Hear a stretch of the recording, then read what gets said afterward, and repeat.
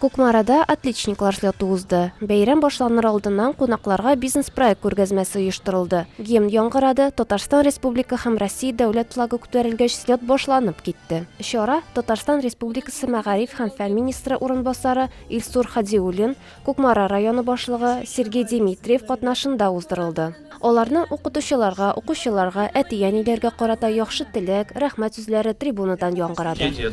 Балалар безнең якты киләчәк, укыту процессы булмаса, безнең киләчәгебез дә булмаячак. Россиядә булган барлык националь проектлар үзенең уңышлы нәтиҗәсен Кукмара районыннан башлый. Слет отличниклары почет әйләнәсен үттеләр. Югары күрсәткечләргә ирешкән республика, төбәк-ара бөтен Россия олимпиадаларында алдынгыларын, спорт өлкәсендә уңышлар булган укучылар, белем бирү оешмаларының мөдирләре, балалар бакчасында тәрбияләнүче балалар, иң яхшы укытучылар мактауга лаек булдылар.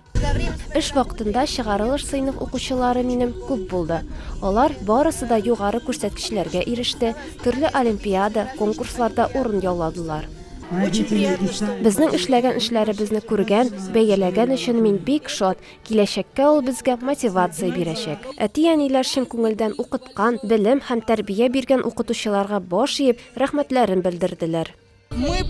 Безнең планнарыбыз бик зур. Алдагы результатларыбызны тагын да яхшыртырга, яңа үрләр яуларга планлаштырабыз.